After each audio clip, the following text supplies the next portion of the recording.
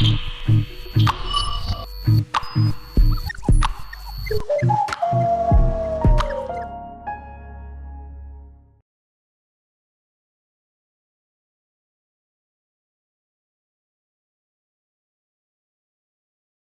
bonjour à tous et toutes.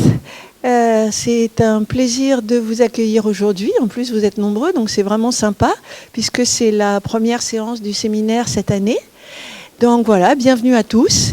Et j'espère que vous aurez plein de questions à poser à notre conférencier du jour. Et je laisse tout de suite la parole à Nicolas Labarre, qui est l'hôte de cette séance, pour qu'il présente Dominique Pinsol. Merci Pascal, merci à toutes et tous d'être là. C'est effectivement très plaisant de voir un amphi plein pour un séminaire de recherche comme celui-ci. C'est un grand plaisir d'accueillir Dominique Pinsol. Dominique Pinsol est un collègue du SEMS, qui est une équipe de recherche en histoire, et qui travaille. Alors je cherchais comment le résumer, mais sur les pratiques de résistance sociale. Est-ce que c'est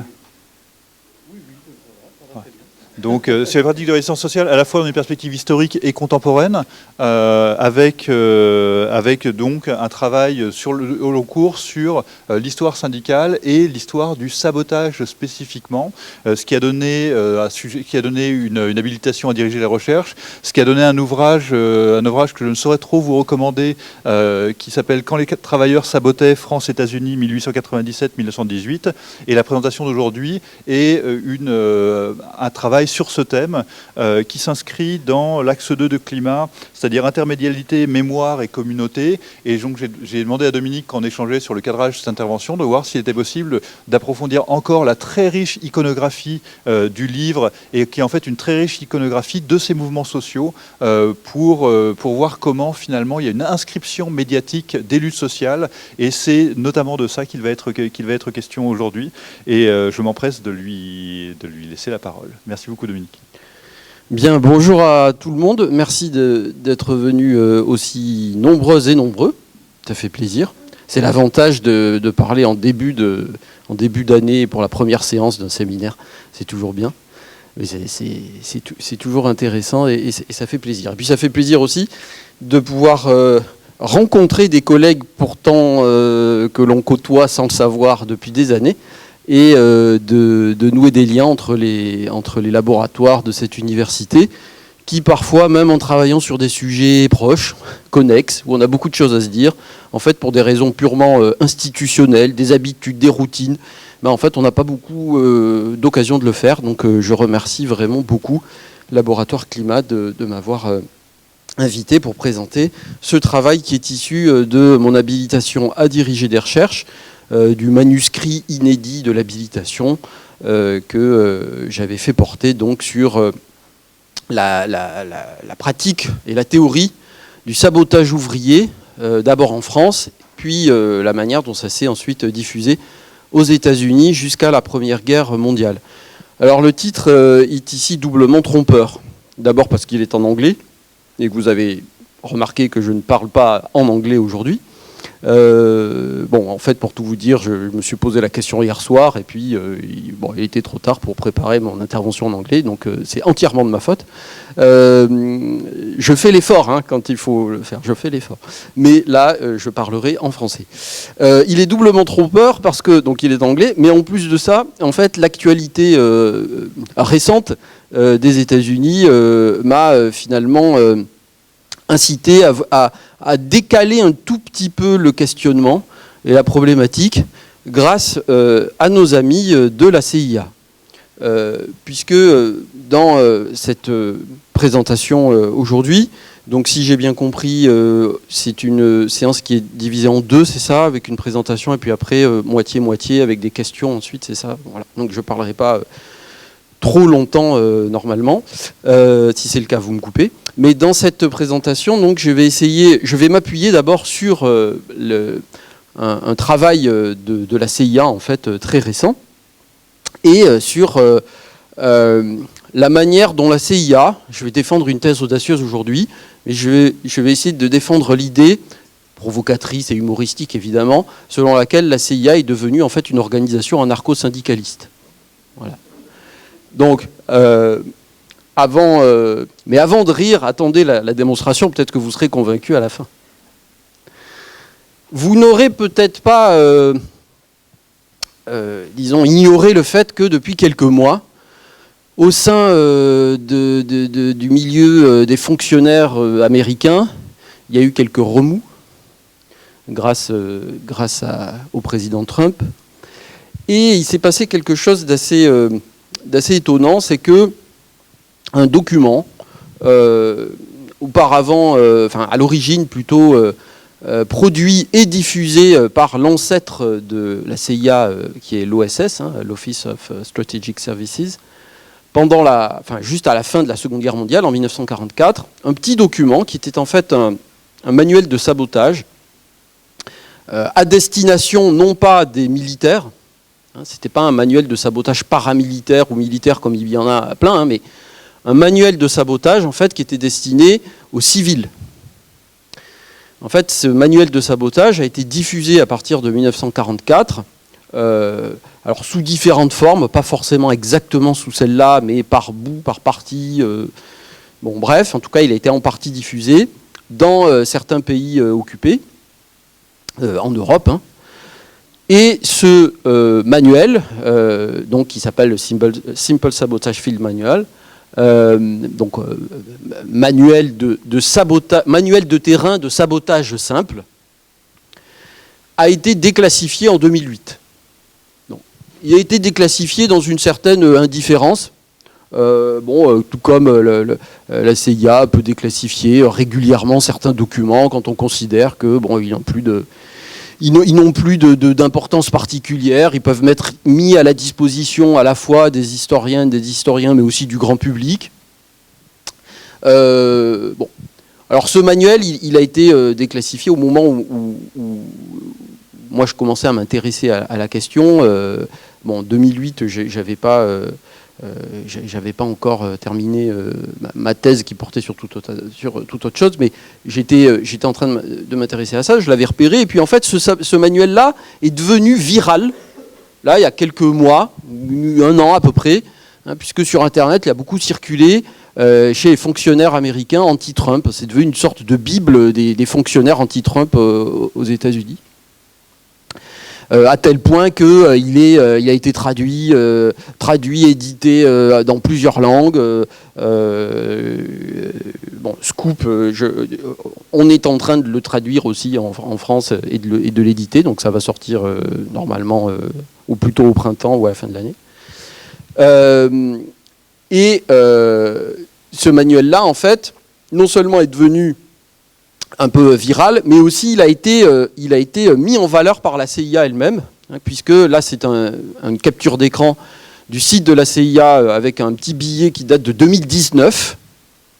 Donc vous connaissez le contexte et vous connaissez les tensions, les conflits, l'opposition ouverte qui peut exister entre la CIA et l'administration Trump et les milieux trumpistes en général, qui a mis en valeur l'art du sabotage simple. Ce sabotage simple est à différencier du sabotage militaire, puisque le sabotage militaire ou paramilitaire nécessite de maîtriser tout un tas de procédés techniques. Il faut savoir faire des explosifs, il faut savoir faire déboulonner un rail, il faut savoir couper une ligne haute tension sans s'électrocuter, etc., etc. Non, bonne nouvelle, vous avez ici un manuel où chacun et chacune, vous pouvez saboter votre propre travail sans aucun matériel, simplement parfois à l'aide d'une certaine rhétorique. Alors c'est très drôle parce que, ce manuel est entièrement à disposition de tout le monde, donc je ne vous délivre pas ici des conseils clandestins. En plus c'est filmé, donc je ne le ferai pas. Mais qu'est-ce que c'est ce sabotage simple? C'est par exemple, on dit, si vous êtes fonctionnaire, vous travaillez dans des bureaux, voilà tous les moyens, par exemple, de faire traîner les réunions et de les rendre totalement improductives. Bon, en le lisant, on se rend compte qu'on sabote nos réunions nous-mêmes, parfois sans le savoir et sans le vouloir. Mais par exemple, on dit, si vous organisez une réunion, surtout, abordez les points les plus importants à la fin. Voilà. Et faites le plus possible traîner toutes les questions annexes, qui n'ont aucune importance, en coupant la parole aux gens, en revenant sur des points de détail, discuter toutes les dénominations de tel ou tel service ou de tel ou tel projet, mot à mot. Voilà.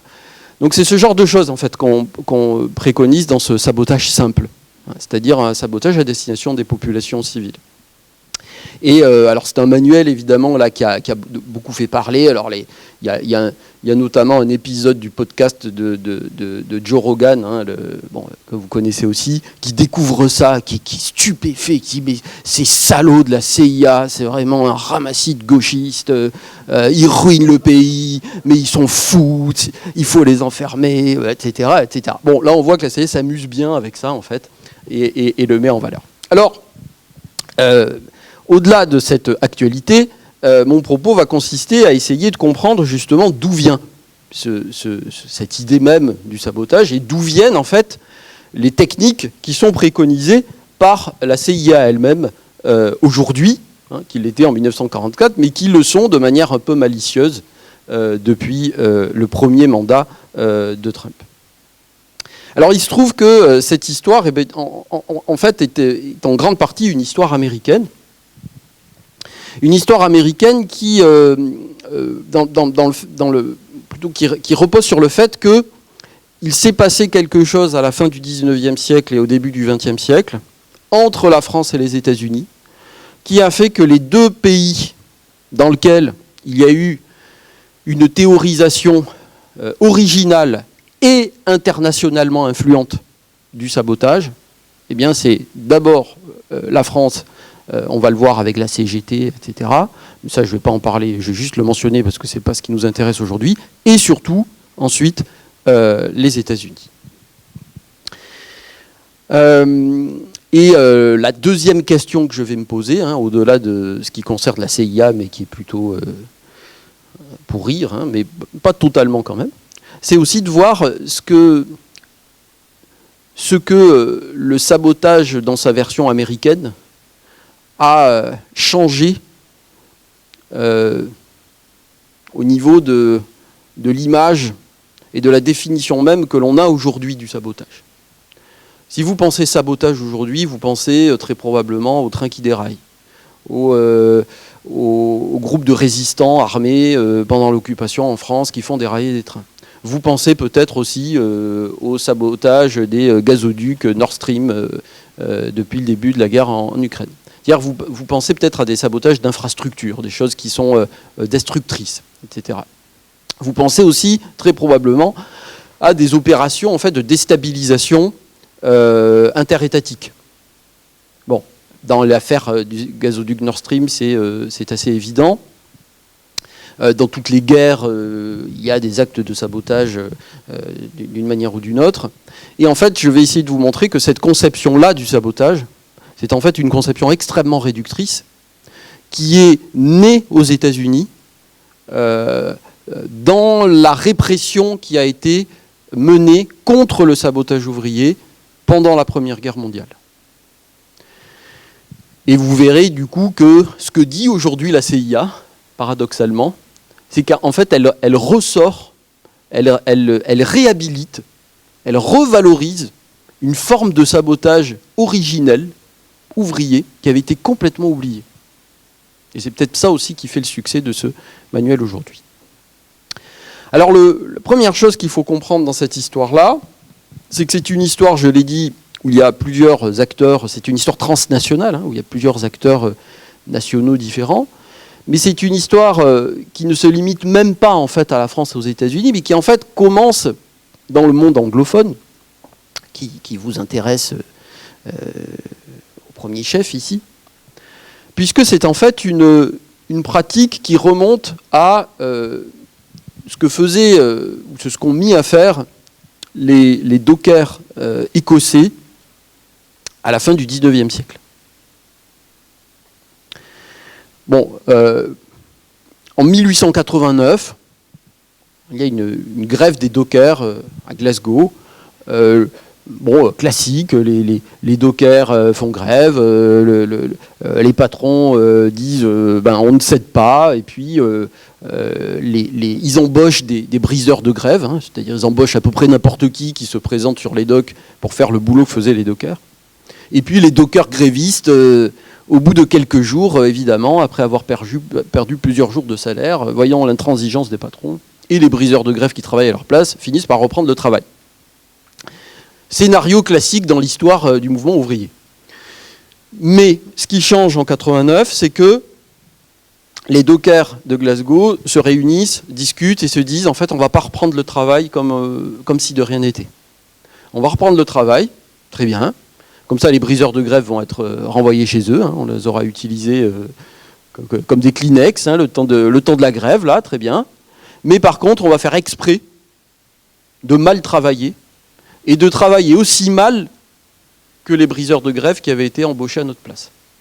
Donc pendant plusieurs jours, une semaine, dit-on. C'est difficile de savoir exactement, mais dans les sources qu'on a, on n'a que des témoignages, donc c'est difficile de savoir. Mais une semaine à peu près, les dockers font exprès de faire tomber des cargaisons, de traîner la patte, de discutailler, de multiplier les pauses, de découvrir des règlements que personne n'appliquait jusque-là, d'aller parler avec le chef d'équipe pour dire mais tu es sûr qu'il faut vraiment faire comme ça, on ne pourrait pas essayer, etc. Bon, ils font traîner le travail en fait, ils ralentissent le travail. Et ça dans l'argot écossais, on dit qu'on fait du kakani, ou gokani, hein, puisque kakani ou gokani ça veut dire vas-y mollo. Ne te foule pas. Voilà. Et donc c'est la pratique qu'on dénomme le kakani. Et puis au bout d'une semaine, en fait, les patrons des docks de Glasgow sont tellement ulcérés qu'ils finissent par leur accorder les augmentations de salaire qu'ils ne leur avaient pas accordées quand ils avaient fait grève de manière classique. Le travail reprend et puis les dockers se disent là on a peut-être un truc quand même. Hein. Donc ils en parlent aux autres. Ça se sait dans le milieu des dockers britanniques qui sont en plus qui ont pour particularité d'être une corporation très organisée, et même organisée internationalement, hein, dans la Fédération internationale des travailleurs des ports, en gros, qui se structure petit à petit dans les années 1890. Les dockers de Londres trouvent ça très bien, ils disent oui, nous aussi on va faire du kakani, c'est très bien. On en parle au sein de la fédération qui finit par produire une brochure qui s'appelle Kakani, alors qui s'appelle The New Plan of Campaign, parce que c'est l'expression Plan of Campaign, ça faisait référence en fait à la mobilisation des métayers irlandais de 1886 qui s'étaient mobilisés, qui avaient appelé leur mobilisation comme ça, The Plan of Campaign, pour obtenir un moratoire en fait sur leur loyer, pour aller vite. Donc là, The New Plan of Campaign, c'est une manière de dire voilà notre nouveau plan de mobilisation. Donc vous avez ce petit dessin là qui vous montre comment on travaille quand on est payé 5 livres par mois, 4 un peu moins, 4 un peu moins, 10 shillings encore un peu moins, et puis à la fin, on finit par plus travailler du tout, et on se croise les bras en attendant, en attendant que le patronat cède pour obtenir ce qu'il faut. Alors cette pratique-là, elle est d'abord discutée vraiment dans les milieux britanniques, dans les milieux ouvriers britanniques. Et même vraiment que parmi les dockers, en fait. Hein. Mais on commence à en parler quand même dans les milieux syndicalistes britanniques. Vous savez que les Anglais, ils ont un mouvement ouvrier, le plus vieux du monde en tant que mouvement organisé. Hein. Les trade unions sont très puissants, ils sont organisés à l'échelle nationale, etc.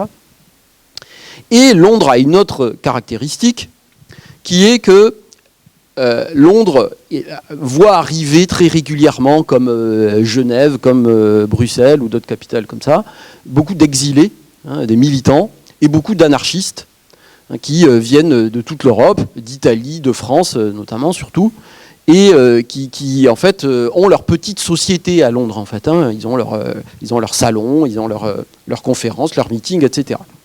C'est raconté ça dans la thèse de Constance Bontman, hein, qui a étudié justement les anarchistes français à Londres entre 1880 et 1914. Et parmi ces anarchistes-là, il y a un Français, Émile Pouget, hein, qui est une des grandes figures de l'anarchisme français, qui a qui fait partie de ces anarchistes. Alors lui, il a jamais ni prôné ni pratiqué la propagande par le fait violente, hein, il n'a pas posé des bombes, etc. Mais il est de cette génération-là. Il a fait de la prison, il a connu, il a vécu indirectement la répression qui s'est abattue sur les anarchistes justement terroristes, hein, du début des années 1890.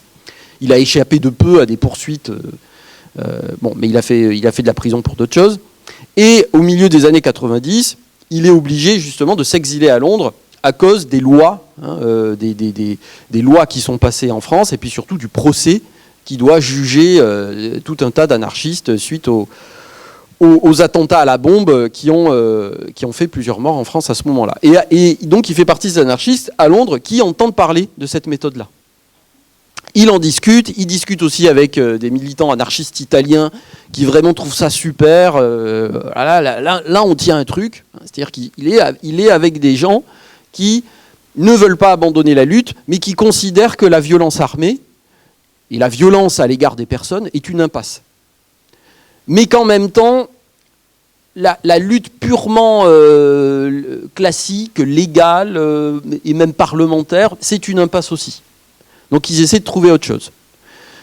Finalement, il y a une amnistie qui passe en France et qui permet à Pouget de revenir. Et quand il revient en France, eh bien, il écrit. Il a un petit journal qui s'appelait auparavant le Père Pénard, qui est très connu dans l'histoire du mouvement ouvrier français, qui le renomme, peu importe, qui s'appelle La Sociale, au moment où il est réécrit. Et dans ce livre, eh bien, il cite dans cette publication, il cite en exemple les ouvriers britanniques, et plus précisément les dockers, qui pratiquent le kakani, en disant en Écosse, il faut un truc super qui s'appelle le kakani. Et ça veut dire... Il reprend ici l'expression d'un autre anarchiste russe, Kropotkin, qui lui aussi s'était intéressé à ce que faisaient les dockers, et qui avait dit, bien en fait, c'est le principe à mauvaise paye, mauvais travail. Voilà. Et donc, Pouget reprend ça et dit, voilà quel doit être notre mot d'ordre maintenant. À mauvaise paye, mauvais travail. Et lui, il ne reprend pas le terme de kakani, qui ne dit rien évidemment aux Français à l'époque. Il dit, moi j'appelle ça du sabotage. Pourquoi ? Parce que dans l'argot français, saboter, ça veut dire bâcler son travail. Ça veut dire travailler à coups de sabot, ou comme un sabot. Alors l'idée, la légende, qui aura beaucoup de succès aux États-Unis et dans tout le monde anglophone d'ailleurs, des sabots jetés dans les machines, c'est une pure légende. C'est une pure reconstruction a posteriori. Voilà. Et il n'y a qu'aux États-Unis et dans le monde en gros anglo-saxon que le sabot est le symbole du sabotage. En France, pas du tout. Bon. C'est-à-dire que le sabotage, ça n'a rien à voir en fait avec les sabots. Enfin, les sabots comme chaussures. Parce que sabot, ça peut vouloir dire plein de choses. Le sabot, ça peut être une pièce de bois, par exemple, qui permet de freiner un mécanisme. Et le sabotage, au départ, c'est conçu comme un ralentissement du travail. Donc il développe ça, il parvient à le faire adopter par la CGT en 1897, officiellement, comme méthode. D'ailleurs, la CGT n'a fait aucun congrès où elle a abandonné officiellement le sabotage comme méthode d'action. J'ai regardé, il n'y en a pas. Bref, en tout cas, elle l'a adopté officiellement en 1897. Ça commence à se pratiquer en France, etc. Bon, ça, je vous le passe parce que ça ne nous intéresse pas aujourd'hui. Mais...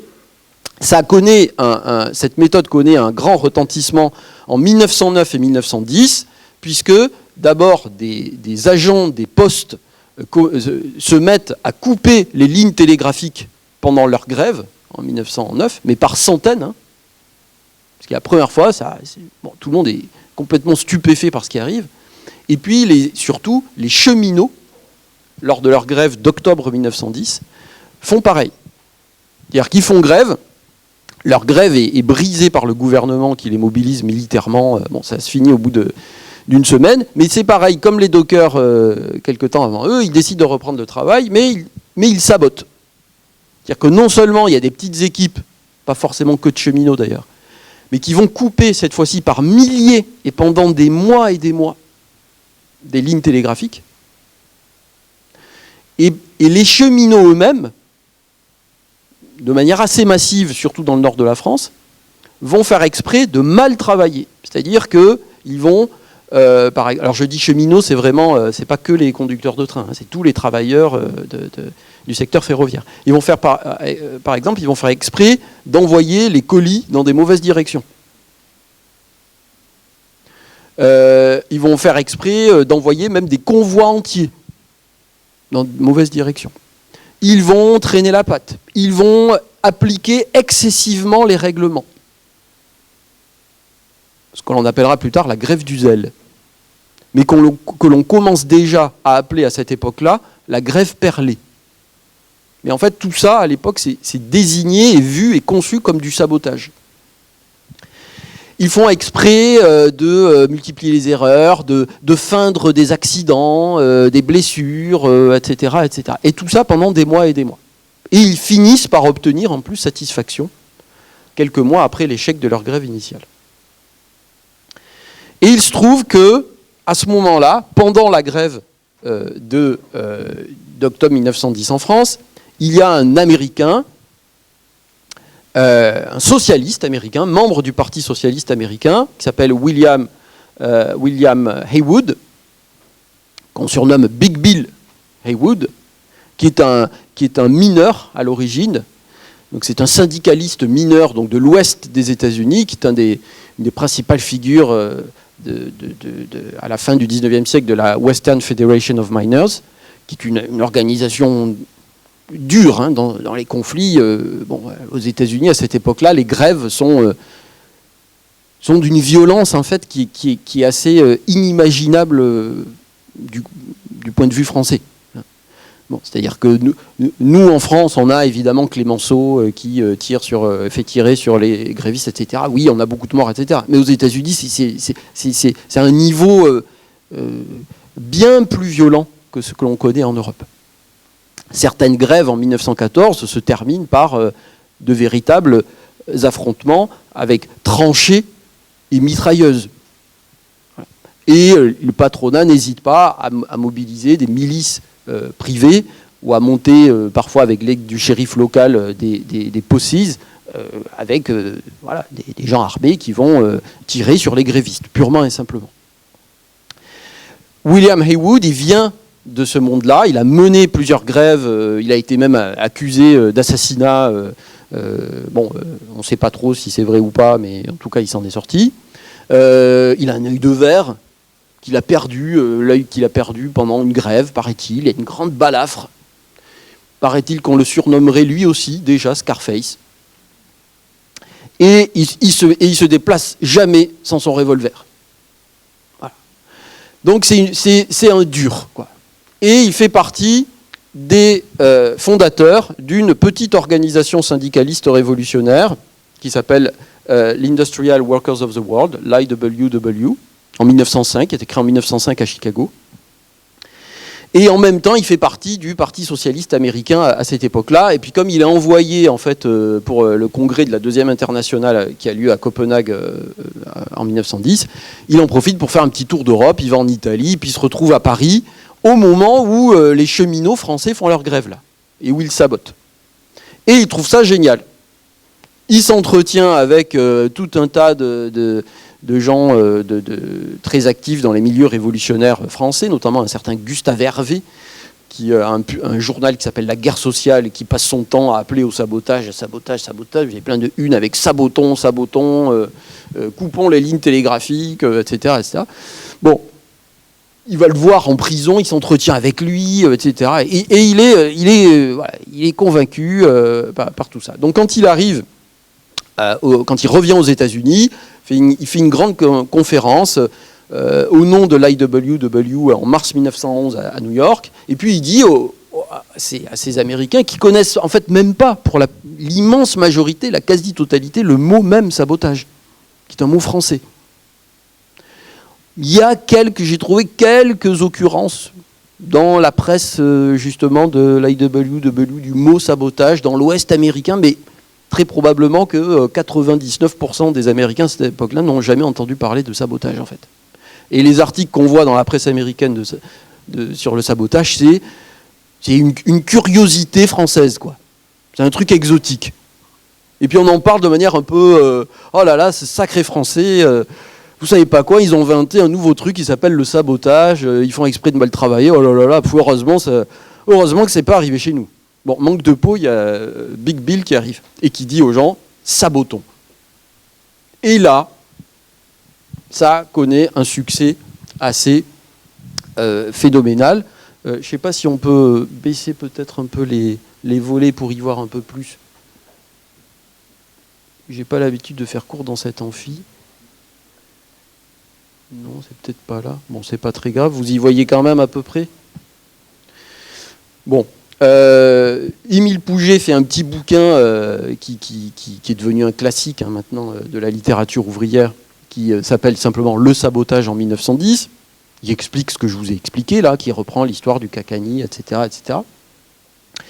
Qui est traduit en fait peu de temps après par un poète, Arturo Giovannitti, d'origine italienne, comme on peut l'imaginer, qui le traduit, qui donc diffuse ce livre-là aux États-Unis. D'autres militants de l'IWW font des livres aussi sur la question, un avec William Trotman, un autre de Walker C. Smith, qui est un militant de l'Ouest américain, et dont la couverture fait apparaître, vous voyez, pour la première fois en 1913, ce chat noir qui va devenir l'incarnation du sabotage. Et en fait, tous ces gens-là, et d'autres, je vous en passe, mais tous ces gens-là vont reprendre la théorie du sabotage et vont l'adapter aux États-Unis, en fait. Bon, la principale différence qu'il y a entre le modèle français du sabotage et le modèle américain, c'est que, paradoxalement, mais en fait, c'est pas si paradoxal que ça, mais a priori paradoxalement, les militants de l'IWW sont beaucoup plus prudents que les Français en matière de sabotage. C'est-à-dire qu'au moment où vous avez en France des gens qui appellent à couper les lignes télégraphiques par milliers, et qui le font, aux États-Unis, vous n'avez que des textes qui disent « le sabotage ne doit jamais être destructeur ». Et le sabotage doit toujours être limité, réduit au lieu de travail.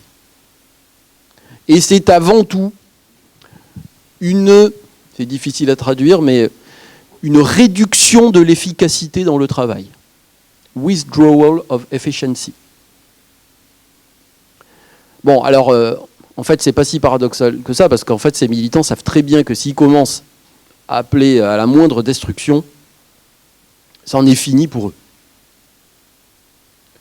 Parce que la répression est telle qu'ils ne peuvent pas se permettre, tout simplement, ce que se permettent les Français au même moment. Bon, donc cette théorie, en fait, vous voyez, le mot même sabotage est repris, du coup se diffuse et se popularise aux États-Unis. Alors là, les articles que l'on trouve dans la grande presse, ils sont plus du tout légers, et ils sont plutôt sur le mode de « oups, ça y est, ça nous arrive. On croyait que ça ne traverserait pas l'Atlantique, et en fait, c'est notre tour, et il va falloir sévir. » Mais ce mot-là, c'est intéressant, je ne vais pas le faire évidemment là, mais il nourrit des réflexions étymologiques infinies. Chacun y va de sa petite théorie.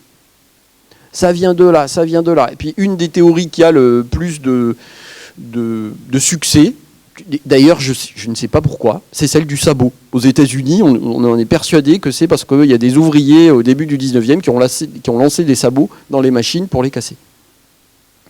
Et le sabot va devenir, comme le chat noir, un des symboles du sabotage aux États-Unis. Alors, cette phase de théorie, elle se double de tentative de mise en application, évidemment. On ne se contente pas de le prôner et d'en parler. D'abord, les premières tentatives de mise en application, c'est dans l'Est, le nord-est industriel américain. Là, vous avez toutes les grandes industries textiles, en gros, entre New York et... toute la zone entre New York et Chicago, en gros. Voilà. Mais là où vous avez vraiment les grandes grèves, où s'illustrent les militants de l'IWW, qu'on surnomme les Wobblies, W-O-2-B-L-I-E-S, c'est lors de la grande grève de 1912 à Lawrence, donc c'est pas très très loin de New York. Une ville voilà, où vous avez principalement qui se réduit quasiment à l'industrie textile. Vous avez énormément d'ouvrières qui travaillent là et qui en 1912 mènent une immense grève, des dizaines de milliers de grévistes qui tiennent pendant des mois. Il y a même un exode des enfants, c'est-à-dire qu'on envoie les enfants chez des militants socialistes ailleurs dans les États-Unis qui les accueillent pour les nourrir pendant que leurs parents font grève, etc., etc. Ça prend une ampleur nationale et c'est un immense succès. Cette grève est un immense succès. C'est une des grandes pages de l'histoire du mouvement ouvrier américain qu'on appelle aussi la Bread and Roses Strike. Et le chant de Bread and Roses vient de cette grève-là. Et c'est à ce moment-là que les Wobblies qui ont mené cette grève, en fait, aux côtés des ouvrières, principalement de Lawrence, se font connaître du grand public. À ce moment-là, il n'y a pas d'appel au sabotage, il n'y a pas de violence, à part la violence patronale et répressive, mais de la part des grévistes, il n'y en a pas. Et on essaie de renouveler l'exploit, pas très loin, dans une autre ville textile, Paterson, en 1913, à peu près le même profil, des dizaines de milliers de grévistes, ça dure pendant des mois et des mois, sauf que là, ça ne marche pas. Et pourtant, on y met le paquet, les Wobblies vraiment mettent toute leur énergie là-dedans. On monte même un spectacle, une pièce de théâtre à New York, en même temps, pendant la grève, où on fait venir des grévistes pour expliquer ce qu'est leur conflit aux New-Yorkais. C'est le Paterson Pageant, qui est une représentation théâtrale, qui a un immense succès à New York, qui est notamment écrite et mise en scène par l'écrivain John Reed, qui a été ensuite connu aussi pour son ouvrage sur la Révolution russe, les 10 jours qui ébranlèrent le monde. C'est un immense succès culturel, voilà, médiatique, mais par contre, la grève échoue, totalement. C'est un échec complet. Et là, on commence à voir à Paterson des appels au sabotage. À la fin de la grève. Certains disent il faut qu'on aille plus loin, il faut qu'on sabote, il faut qu'on sabote. Bon, il y en a un qui le fait un peu trop bruyamment, il est aussitôt arrêté, jugé, condamné, emprisonné. Donc en fait, et c'est pour ça qu'une des militantes de l'IWW, Elizabeth Gurley Flynn, qu'on surnomme The Rebel Girl, qui était la grande figure des Wobblies de l'époque,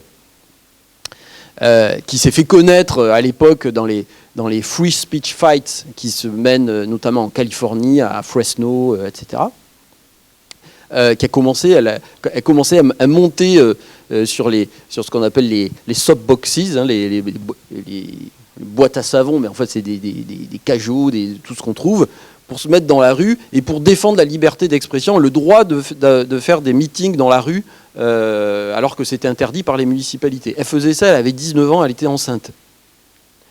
C'est une grande figure de cette période-là. Et elle défend à Paterson le type qui a appelé au sabotage et qui s'est fait condamner. Et elle fait un discours qui ensuite est publié par l'IWW, et vous voyez apparaître le symbole du sabot, à ce moment-là. Avant, en fait, on ne l'a pas. Bien. En fait, au début, c'est très compliqué. C'est même un échec, en fait, la mise en application du sabotage.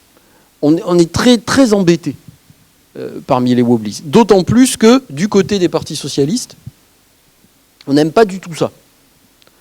C'est-à-dire qu'à l'époque, le socialisme américain, bon, c'est évidemment extrêmement minoritaire, etc., mais c'est pas totalement marginal comme ça l'est aujourd'hui.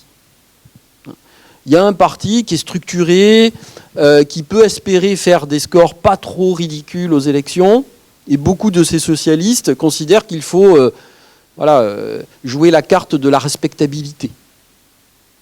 Donc, tout ce qui concerne le sabotage, on ne veut pas en entendre parler. Et en 1912, le Parti socialiste américain exclut explicitement tous ceux qui prônent le sabotage.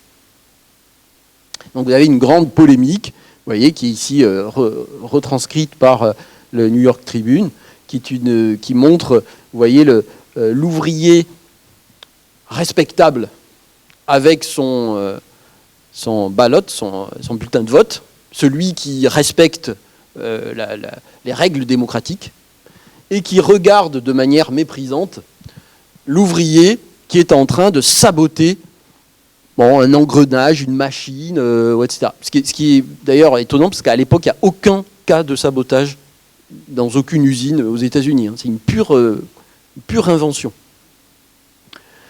Et donc vous avez une scission comme ça au sein du Parti socialiste américain entre la minorité, disons, un peu radicale, dont fait partie Haywood, évidemment, qui prennent le sabotage, et puis les autres. Et Haywood, à ce moment-là, il se fait exclure, et puis il n'est plus membre du Parti socialiste, il n'est plus que il n'est même pas dirigeant, enfin une des principales figures de l'IWW.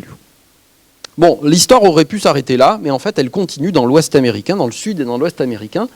On commence à avoir quand même des grèves, notamment chez les ouvriers forestiers en Louisiane, où en fait, on voit apparaître des appels au sabotage. Alors qu'ils sont toujours des appels dans la presse. Donc, The Industrial Worker, c'est un des journaux de l'IWW. Il y en a deux principaux. Vous avez le Industrial Worker, qui est plutôt diffusé à l'Ouest américain, dans l'Ouest américain, et puis Solidarity, qui est celui plutôt de l'Est. Alors, ce qui est intéressant, c'est que les Wobblies, c'est une petite organisation, c'est quelques dizaines de milliers de membres. À l'époque, l'AFL, l'American Federation of Labor, la centrale, encore aujourd'hui majoritaire, c'est 2 millions de membres. Eux, ils sont quelques dizaines de milliers. Mais ils recrutent parmi les immigrés les plus récents, tous ceux que l'AFL ne veut pas, en fait. C'est-à-dire les immigrés récents, les Asiatiques, les Noirs, les plus pauvres, les non-qualifiés, etc. Donc ils ont une presse en je ne sais plus combien de langues, des dizaines de langues. Et ils accordent énormément d'importance à cette propagande-là. Et on voit dans cette presse-là, qu'il faut dépouiller, des appels comme ça, qui sont toujours sur le mode un peu de la plaisanterie, de la malice, de l'implicite. Là, vous avez ce qu'on appelle un acrostiche, où les premières lettres de chaque vers forment un mot. Voilà. Et évidemment, c'est toujours sabotage ou sabotage, généralement. Donc là, voilà, on dit scabs. Les scabs, c'est ce qu'on appelle en France les renards, quoi, les briseurs de grève. Attention, la Brotherhood of Timber Workers, c'est l'association, le syndicat des ouvriers forestiers, est en grève à Maryville, en Louisiane. Attention, faites attention. L'American Lumber Company, donc c'est la grande compagnie qui exploite la forêt à ce moment-là, est en train de devenir folle. Tout le monde est en train de le faire. Faire quoi? Rien. Et puis, évidemment, il y a l'acrostiche qui vous donne la réponse. C'est-à-dire que le sabotage, ce qui est intéressant d'un point de vue même littéraire, c'est que c'est toujours une propagande qui doit se faire dans l'implicite, dans le non-dit. Parce qu'on ne peut pas en parler vraiment totalement, parce que c'est illégal. C'est risqué. Mais si on n'en parle pas, on ne peut pas non plus en faire un moyen d'action. Donc on est vraiment dans l'entre-deux, dans une tactique, comme dit le philosophe Michel de Certeau, une tactique qui, à la différence d'une stratégie, qui est ouverte, explicite, organisée, planifiée à partir d'un centre ordonnateur. Une tactique, c'est quelque chose qui vous permet de saisir l'occasion pour faire ce qu'il faut au bon moment. Mais sans forcément le faire explicitement et le dire explicitement. Et le sabotage, l'histoire du sabotage, c'est tout le temps ça.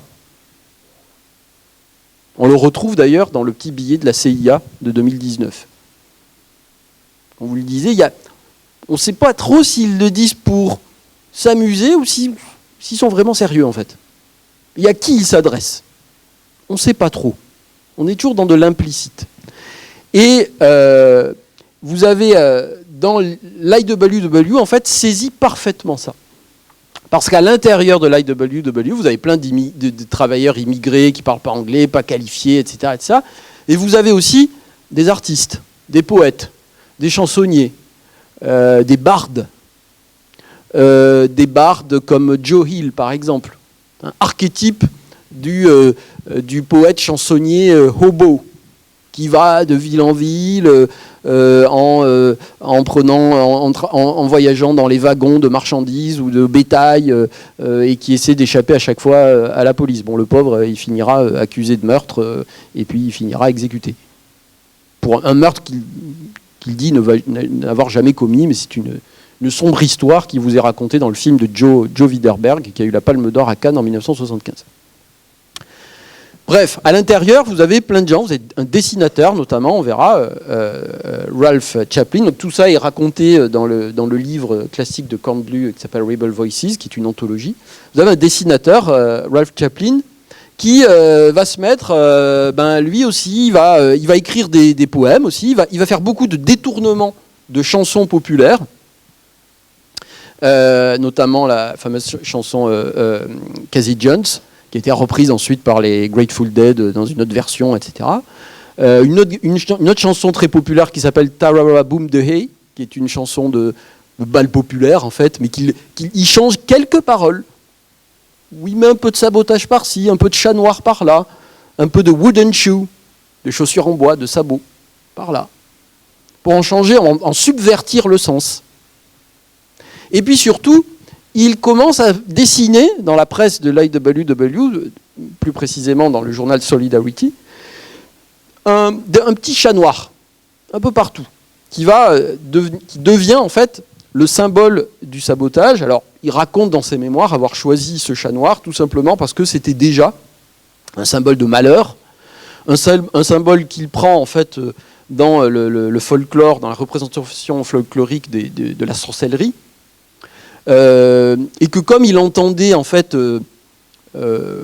parmi les travailleurs, les wobblies, les gens faire des blagues au sujet de ce chat noir, de dire attention, et beaucoup en rigolant sur des choses superstitieuses comme ça, etc. Il s'est dit tiens, je vais en faire une incarnation, une allégorie du sabotage. Et ça marche beaucoup parce que ça permet de faire passer l'idée sans avoir à la détailler. Et surtout, c'est un langage visuel universel que n'importe qui, même qui ne parle pas anglais, et ils sont nombreux parmi les Wobblies, peut comprendre. On est dans le clin d'œil, en fait, perpétuellement. Et dans ces représentations, on va de plus en plus voir ce chat noir apparaître. Là, on le voit qui est en train de s'attaquer à la fortune du trust de l'acier, ce petit chat noir, là. Mais aussi, certains vont passer à l'acte.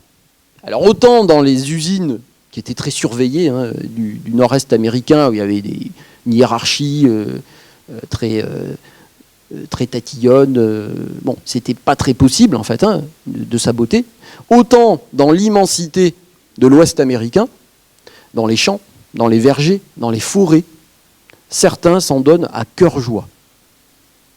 Ça veut dire quoi? Ça veut dire que l'on va, par exemple, dans les forêts, on va faire exprès de planter des clous dans les arbres, dans les troncs, qui vont rendre les arbres invendables une fois qu'ils auront été coupés. Ça passe complètement inaperçu, mais par contre, le client qui reçoit son stock de bois, il le renvoie à l'entreprise. Ça va consister à mettre aussi parfois des pointes de cuivre dans des arbres fruitiers. Bon là, prenez des notes, je vous donne toutes les méthodes là. Planter des pointes de cuivre dans les arbres fruitiers. Parce que ça fait pourrir le tronc de l'intérieur. Et ça ne se voit pas. Ça va consister, par exemple, quand vous récoltez des pommes, à appuyer un peu trop fort sur le fruit. Et là, vous créez une maladie étrange que les Wobblies appellent, avec le sourire, la maladie des 5 points de pourriture. Ils disent parfois il n'y en a que 4, parce que quand on a travaillé dans une scierie, on perd un doigt, souvent. Et c'est souvent des travailleurs qui vont, une partie de l'année, vont travailler dans une scierie, ensuite ils vont faire la récolte des pommes, ensuite ils vont ramasser le houblon dans les champs de Californie, etc. Bon. Donc vous avez tout un tas comme ça de petits trucs. Alors évidemment, si vous passez à côté de la machine, de la moissonneuse du patron qui a été un salaud avec vous pendant toute la récolte, évidemment que vous avez votre fourche à la main, vous regardez la moissonneuse, vous la mettez dedans et puis vous partez. Voilà. Et ça casse la moissonneuse, évidemment, quand elle est en marche. Bon. Donc vous avez toute une palette comme ça de petits actes de sabotage. Voilà, on est dans du sabotage de basse intensité, qui s'ajoute évidemment au fait de ralentir le travail, de traîner la patte, toujours. Mais en Californie, ça va prendre une autre ampleur, parce que à partir de 1913, il y a des grèves très dures dans les champs de houblon, notamment de Californie. Et à l'été 1915, il y a des champs entiers qui partent en fumée. D'immenses incendies. Et on suspecte très fortement les Wobblies de Californie, qui ont pour particularité d'être très radicaux, et pour beaucoup d'être aussi de militants anarchistes beaucoup plus radicaux que certains militants de l'Est au sein de l'IWW. On les suspecte d'être carrément passés aux incendies. Alors il y a tout un tas de techniques qui existent, paraît-il.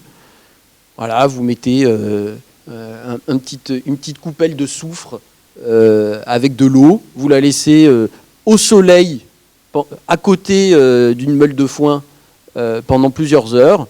L'eau s'évapore, la simple chaleur du soleil fait flamber le soufre, et puis ça peut incendier tout un champ. Et puis là, il s'est passé 4 ou 5 heures, donc vous êtes déjà très loin. Donc en fait, il n'y a aucun cas qui a été prouvé. Il n'y a aucun wobbly qui a été jugé coupable d'actes de sabotage, parce qu'on n'a jamais réussi à prouver le moindre acte de sabotage. Mais par contre, les rapports de police, la presse, les interrogatoires, les comptes rendus de procès, et la presse Wobbly elle-même, et les archives de l'IWW elle-même, sont truffés de techniques que l'IWW dit n'avoir jamais mis véritablement en pratique. Donc là aussi, en fait, historiquement, il est impossible de démêler en fait le vrai du faux. C'est impossible. Enfin, en tout cas, moi, j'y ai passé des années, j'ai pas réussi. Et je suis allé voir à peu près tout ce qui existe sur le sujet, je pense. Bon, c'est pour ça que souvent, dans les représentations, vous voyez, on met le chat, mais on lui met une laisse quand même. C'est-à-dire c'est le sabotage, mais maîtrisé. On ne fait pas n'importe quoi quand même. On l'a, le petit chat, mais il apparaît de plus en plus domestiqué quand même. Et on l'a même sous le bras, dans certains dessins. Parce que même au siège central de Chicago, là, on voit d'un mauvais œil ce que font les radicaux là, de Californie, qui jouent littéralement avec le feu, parce que d'un côté ils disent « c'est pas nous », mais d'un autre, ils n'arrêtent pas de publier des articles en disant « tiens, il y a eu un incendie étrange hier ». Nous espérons que ce ne soit pas un des nôtres qui ait fait ça. Voilà. Mais toujours, voilà, dans l'ambiguïté. Alors, des cellules de l'IWW, il y en a quand même un peu partout. Il y en a beaucoup à l'est, c'est les plus vieilles. Puis il y en a de plus en plus à l'ouest, et notamment aussi dans le nord-ouest, dans les forêts du nord-ouest américain. Maximum, l'IWW, c'est peut-être 150 000 membres à la veille de la Première Guerre mondiale. Bon, c'est des militants, évidemment, qui sont extrêmement mal vus par la grande presse, qui sont toujours caricaturés sous la forme d'ivrognes, d'anarchistes, apatrides, etc., etc. L'IWW signifiant souvent dans la presse qui est hostile évidemment à tout ce syndicalisme, I want work ou I want whiskey aussi. Voilà, donc généralement on les représente comme ça, sous la forme de bandits, etc. Alors je résume évidemment, puisqu'il me reste que quelques minutes pour laisser le temps à la discussion. Mais tout ça en fait finit très mal en fait pour l'IWW. Pourquoi ? Eh bien parce que une fois que les États-Unis entrent en guerre, vous savez que les États-Unis, il y a une phase de neutralité toute relative, mais disons, officielle, qui se termine le 6 avril 1917. Eh bien en fait l'IWW ne s'oppose pas en fait officiellement à la guerre. Elle n'appelle pas, le syndicat n'appelle pas à s'opposer par exemple à l'effort de guerre. Ils se contentent de dire, nous, on ne soutient pas cette guerre, mais on ne s'y oppose pas. Parce que l'argument principal étant, de toute façon, on n'a pas les moyens. Mais, disons que les Wobblies ont peut-être une foi un peu trop importante, peut-être même un peu trop naïve, en la liberté d'expression aux États-Unis. Pourquoi ? Parce que, vous le voyez, les dessins qui existaient quasiment à la veille de la guerre encore, toujours ces petits chats là, donc là c'est des chats parce qu'il y a un des leurs qui est en train d'être jugé et qui dit attention on vous attend, hein. En gros c'est si vous condamnez l'un de nous, on passe à l'acte. Ces dessins continuent après l'entrée en guerre des États-Unis. Là vous avez un dessin du 7 avril, très connu, hein, qui représente la mise à mort de l'exploitation par le sabotage, et puis ça continue. Encore, une semaine après l'entrée en guerre. On n'hésite pas, et puis même on diffuse des autocollants, des stickerettes, qui sont une invention de l'IW. On en met partout, dans toutes les localités où on peut. Vous avez des très beaux autocollants, comme ça, qui passent, qui sont dessinés par Chaplin. Et puis le plus connu étant celui-ci, qui circule en 1917, après l'entrée en guerre des États-Unis. Ce symbole-là qui est devenu ensuite un symbole international du sabotage et de l'anarchisme en particulier aussi, puisque même une des branches, en tout cas de la CNT française, en a fait son symbole. Bon, tout ça se finit très mal, hein, puisque... Alors, je voulais vous montrer des archives, mais c'est pas très grave. Tout ça se finit très mal, puisque, en fait, il y a un grand procès à partir de l'été... enfin, au cours de l'été 1918, plutôt.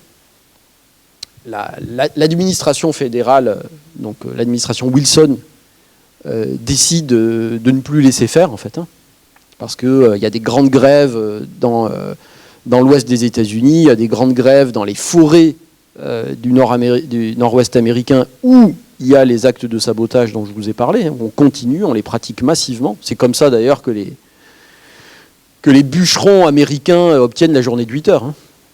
C'est en sabotant massivement la production de bois pendant la Première Guerre mondiale.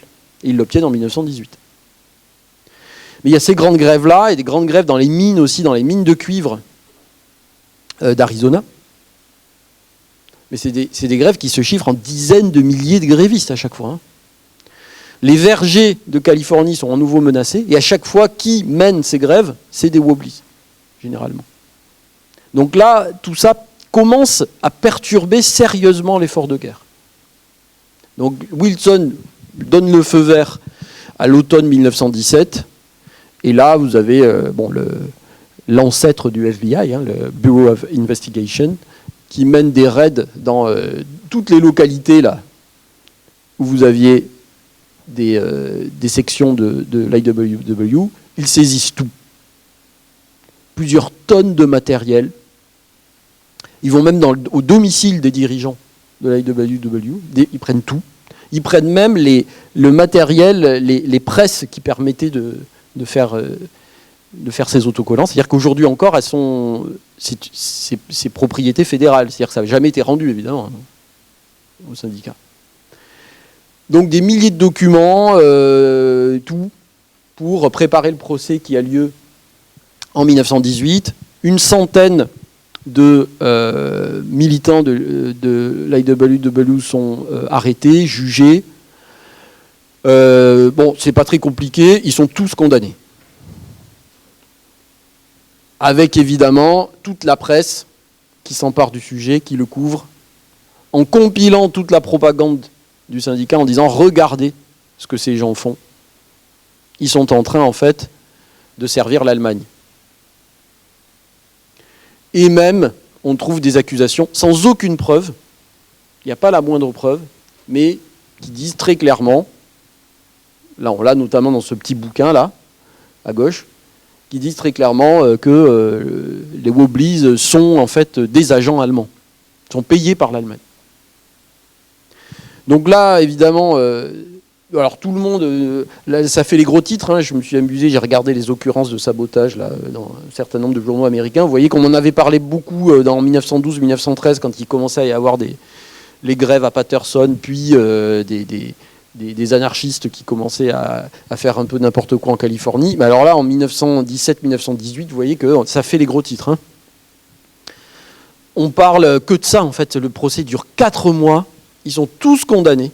Non pas pour sabotage, parce qu'en fait, il n'y a aucun acte qui peut être prouvé, même dans ce procès qui dure 4 mois, mais on les condamne pour apologie du sabotage.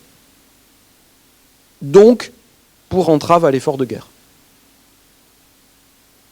Les condamnations les plus lourdes vont jusqu'à 20 ans de prison, quand même. Heywood prend 20 ans. C'est pour ça qu'il s'enfuit ensuite en Russie et qu'il mourra à Moscou.